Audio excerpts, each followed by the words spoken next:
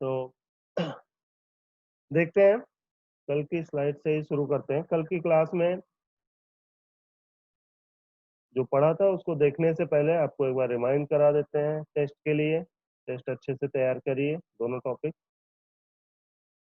और कल हम लोगों ने क्लासिफिकेशन ऑफ रस द्रव्य, एक ओवरव्यू उसका केवल देखा था कि हमको जो याद रखना है क्लासिफिकेशन क्या होता है, उसको समझने की कोशिश की है। वर्ड में कैसे करते हैं, फिर ओवरव्यू में कैसे सारे जितने रस द्रव्य हैं उनको एक चार्ट में रख सकते हैं हम लोग क्लासिफिकेशन के फॉर्म में, उसको देखा था। कौन कौन से वर्ग हैं, और लगभग यही हमारा सिलेबस भी है। तो ये भी हम समझने की कोशिश किए थे कि हमें सिलेबस में क्या क्या पढ़ना है। क्राइटेरिया क्लासिफिकेशन का कोई फिक्स नहीं था, तो कोई फिक्स क्राइटेरिया नहीं है तो हम लोग डायरेक्टली नहीं कहते हैं अपने सब्जेक्ट को रिस्पेक्ट देने के लिए। तो इसको ऐसे कहते हैं कि unable to find any establish criteria, मतलब हम खोज नहीं पा रहे हैं अभी तक ऐसा कोई क्राइटेरिया। हालांकि कोई क्राइटेरिया ऐसा है ही नहीं है।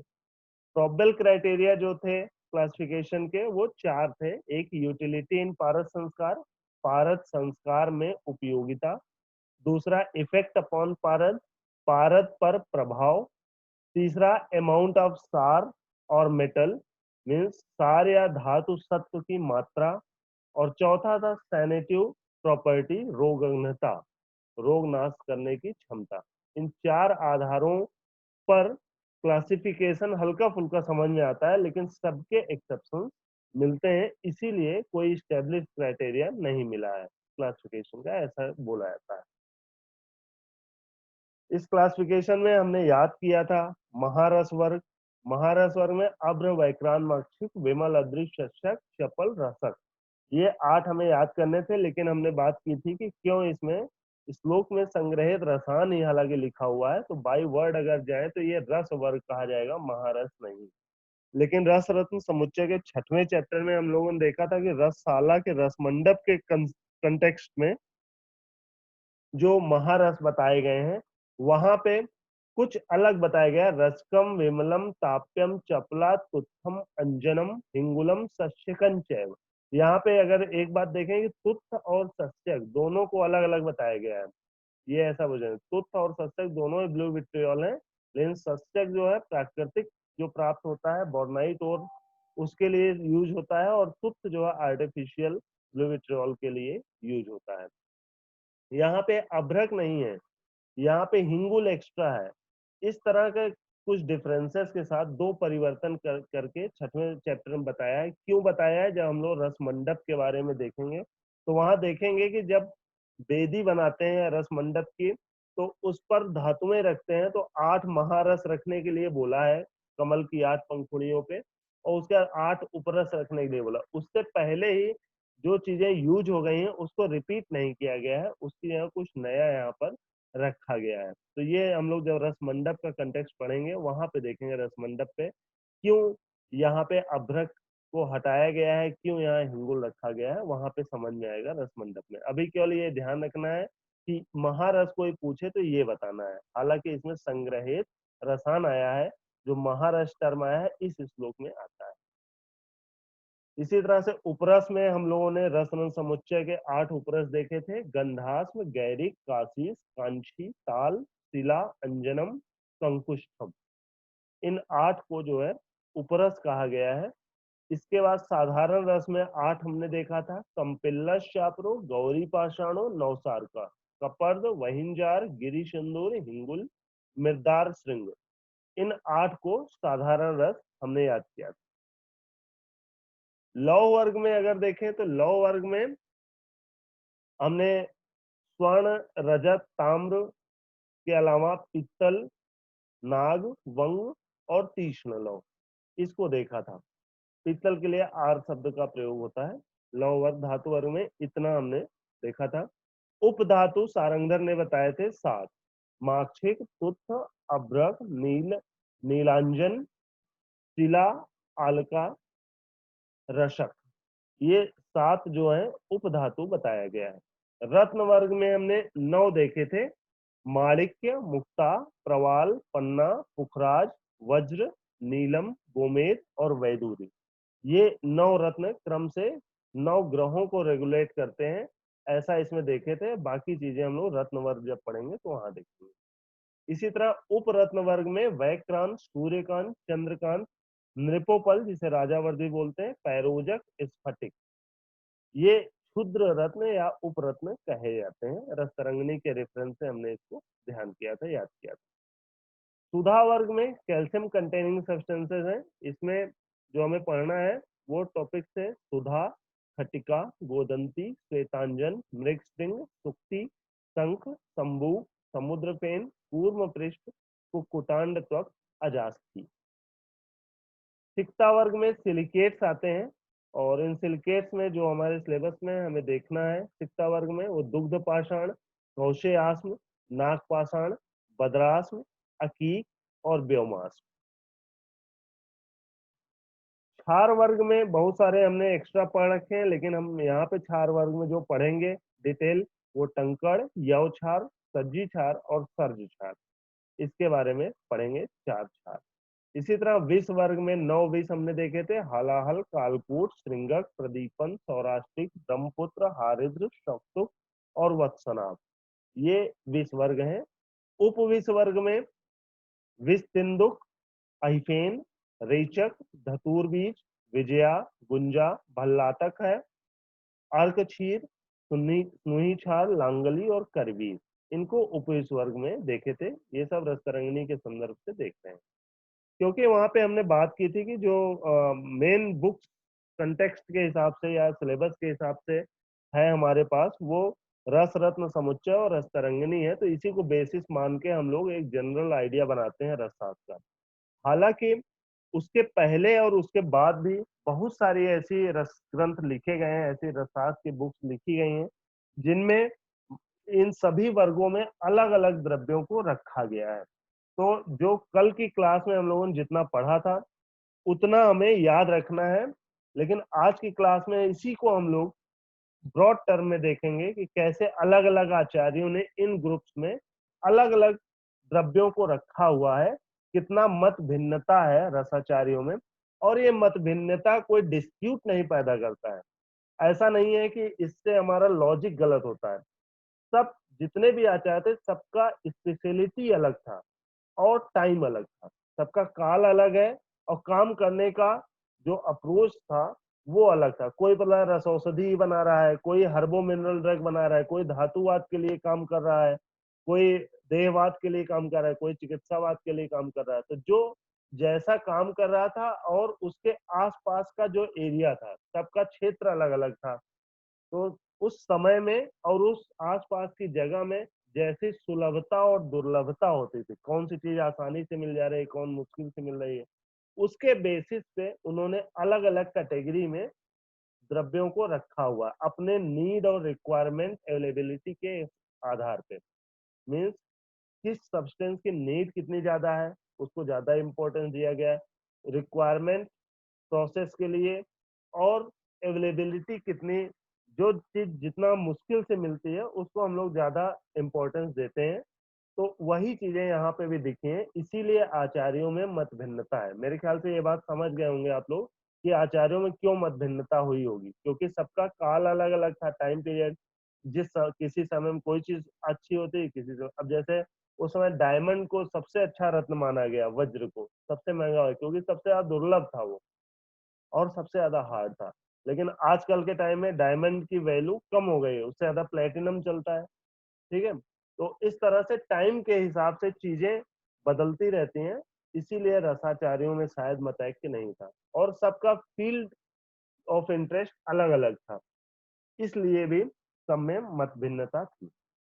तो किसी को, आपको एक रसशास्त्र का स्टूडेंट होने के नाते किसी को एक्सप्लेन ये बात करनी पड़ सकती है कि यार तुम्हारे यहाँ रसशास्त्र में तो बहुत सारा इधर उधर, कोई आचार्य ये बताता है महारस में, कोई बताता है ये महारस है, तो कोई कंफ्यूजन बहुत है। तो उसको आप इसी तरह से एक्सप्लेन करेंगे, क्योंकि उनका काल अलग अलग था, देश अलग अलग था, देश का मतलब जगह अलग अलग था, और आवश्यकता अलग अलग थी, उसके हिसाब से सबने अलग अलग क्लासिफिकेशन किया हुआ है।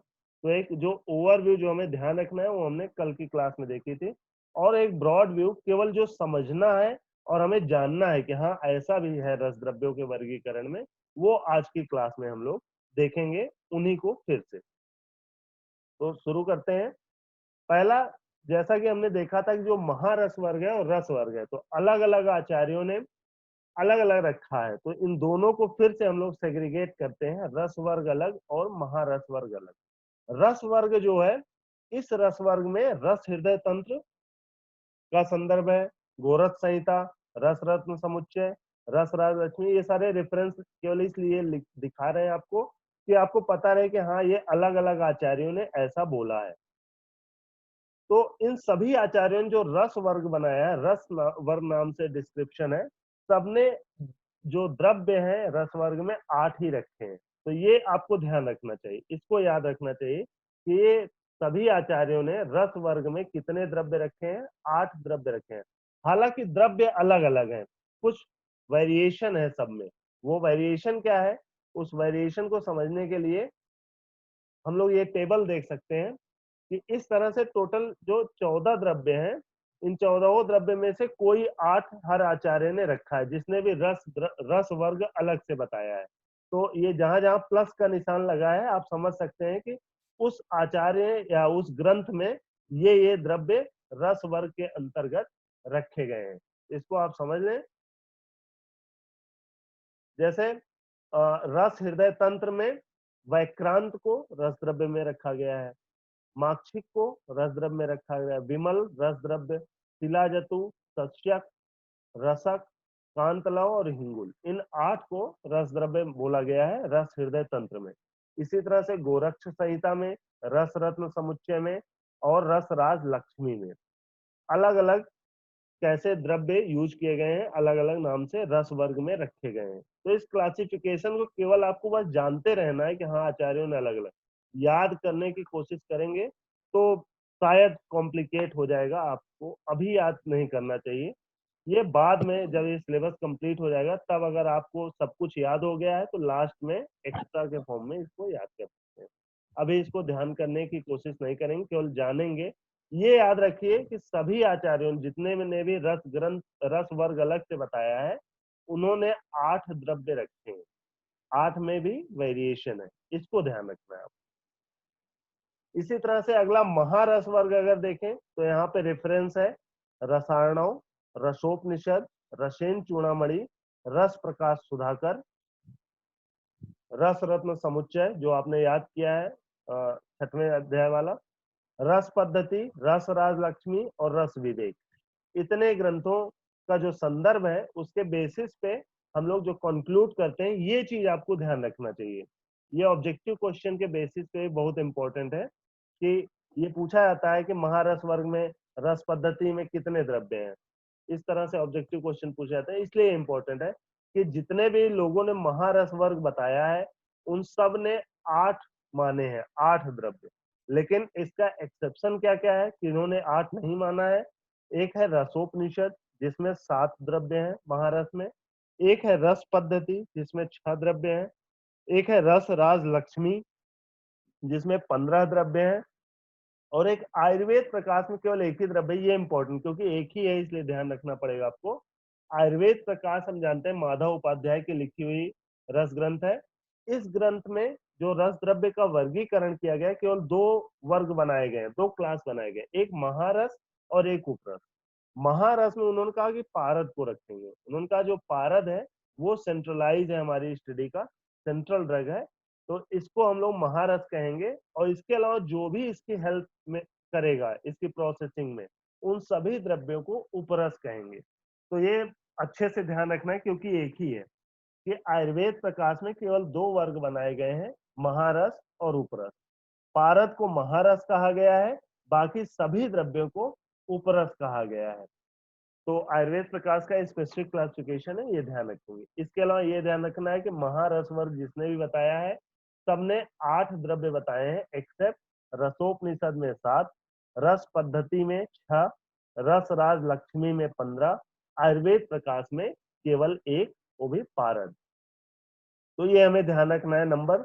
और इसी तरह से अगर टेबल के फॉर्म में देखें कि किस ग्रंथ में कौन कौन सा यूज किया गया, तो इस टेबल से हम लोग जान सकते हैं कि कौन सा द्रव्य महारस में रखा गया है किस ग्रंथ के अकॉर्डिंग। तो इसको केवल बस जानना है, याद नहीं रखना है अभी। इसके अलावा उपरस वर्ग इसी तरह से अगर देखें तो उपरस में भी इसी तरह से अलग अलग रेफरेंस है। रसायनों, रस हृदय तंत्र, रसोपनिषद, गोरक्ष संहिता, रस प्रकाश सुधाकर, रसेन चूड़ामणि, रस रन समुच्चय का ये श्लोक हमें याद रखना है, जो आप याद किए हैं। गंधास गैरिकाशीष कंचिताल शिलांजनम कंकुश चयितु प्रशस्त षष्टौ पारद कर्मणि। जिस तरह से महारस वाले प्रकरण में, रस महारस में पहले उस दोनों चैप्टर में, छठवें चैप्टर में कुछ परिवर्तन किया गया है, उसी तरह से यहाँ पे भी जब छठवां चैप्टर आता है जिसमें रसशाला के रस मंडप की बात होती है, वहां पे 8 बिंदुओं पर अलग अलग महारस, 8 महारस रखे गए हैं और उसी तरह से 8 उपरस भी रखे गए हैं। तो 8 उपरस जो रखे गए हैं उसमें कांची जो आया है, जो हमने याद किया है, फिटकरी, स्फटिका या कांची, उसकी जगह पे यहाँ राजावर्त को उपरस में स्थान दिया गया है।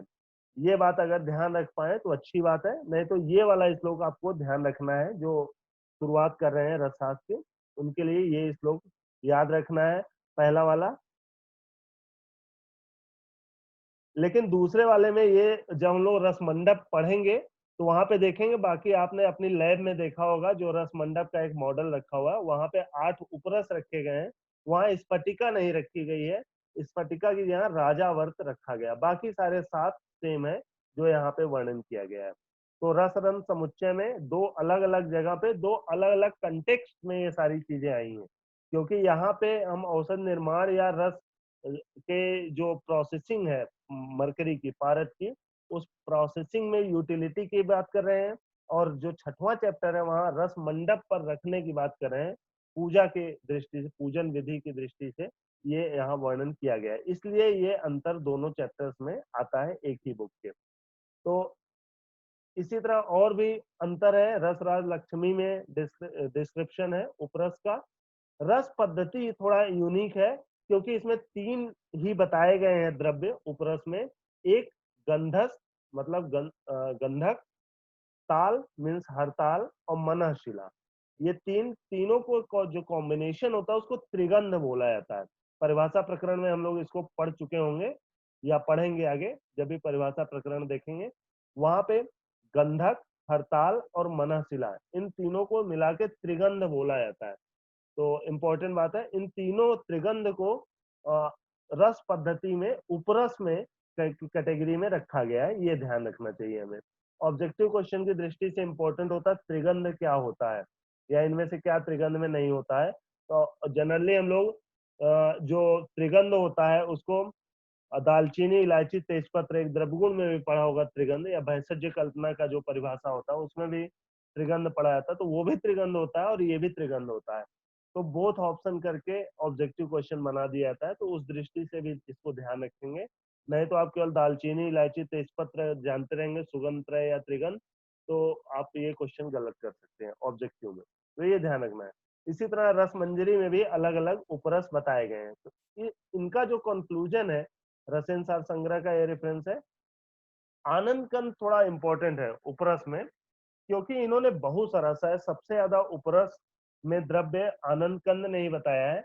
और यहाँ एक चीज ध्यान देना कि जो मिनरल्स हैं वो तो है ही है, उसके अलावा हर्बल ड्रग्स भी यहाँ पे यूज है, जैसे सर्ज रस, गुग्गुलू, लाक्षा, लवण, क्षार, गोरोचन, अम्लवेतस, इस तरह बहुत सारी चीजों को इन्होंने उपरस में समाहित किया हुआ है। इसके अलावा कुछ जो यूज करने वाली चीजें फार्मेसी में है, जैसे साबुनी, ये साबुन के लिए है, सोप के लिए है साबुनी शब्द, साबुन है।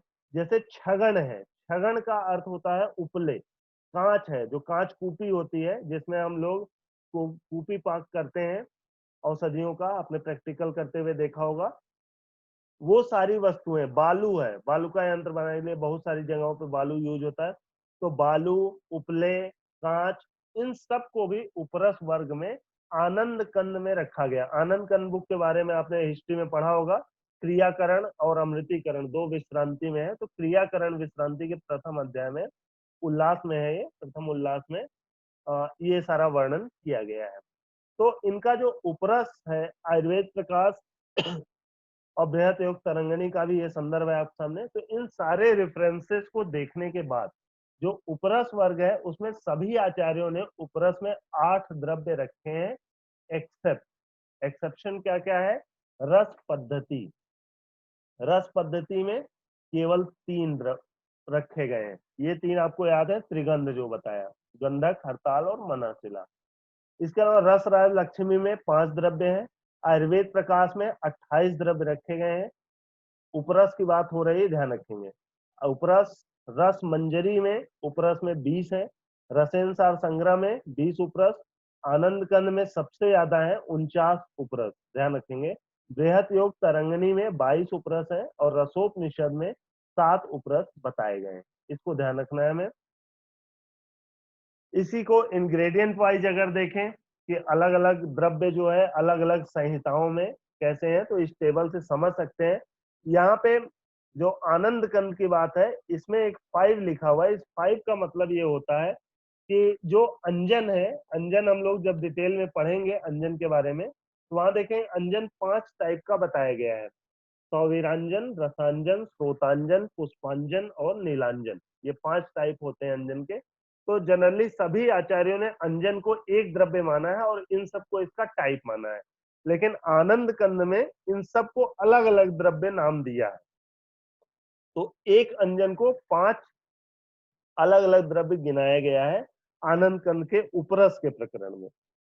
उसमें अलग अलग लिखा, अंजन एक नहीं लिखा हुआ है, बल्कि संवीरांजन, रसांजन, स्रोतांजन, पुष्पांजन और नीलांजन ऐसे करके लिखा हुआ है। ये हमें ध्यान देना चाहिए कि आनंद कंद ने अलग अलग गिना है अंजन के 5 भेदों को, 5 अलग अलग द्रव्य बताया है। तो इस तरह से ये इंग्रेडिएंट वाइज आपको ये भी याद नहीं रखना है, बस जानना है कि अलग अलग आचार्यों ने अलग अलग ड्रग्स को उपरस में रखा है। तो इस तरह से ये वेरिएशन मिलता है उपरस के विषय में। ये आनंद करने जो कुछ एक्स्ट्रा बताए हैं उपरस, जो और किसी आचार्य ने नहीं बताया है उपरस में, वो सारे द्रव्य हैं इसमें। इनमें आप देख सकते हैं बहुत सारे सुधा वर्ग वाले भी हैं, विष वर्ग वाले हैं, उपविष वर्ग वाले हैं, कांच सर है, अग्निजार एनिमल ओरिजिन के हैं और हर्बल ओरिजिन के भी हैं। हाँ, किसी कोई क्वेश्चन पूछना है? सर एक बार पिछला वाला स्लाइड एक बार प्लीज शो कर दीजिए। ये ये सारे द्रव्य हैं, क्लासिफिकेशन उपरस के बेसिस पे है। उपरस के द्रव्य अलग अलग आचार्यों ने अलग अलग संहिताओं में जो बताए हैं वो सारे हैं। और ये वो उपरस हैं जो केवल आनंद कंद में बताया गया है और किसी ने नहीं बताया उपरस में। तो इसमें ये ध्यान रखना है, आनंद कंद ने बहुत सारी चीजों को कलेक्ट कर लिया है उपरस में, जो उस समय वो यूटिलाइज करते होंगे।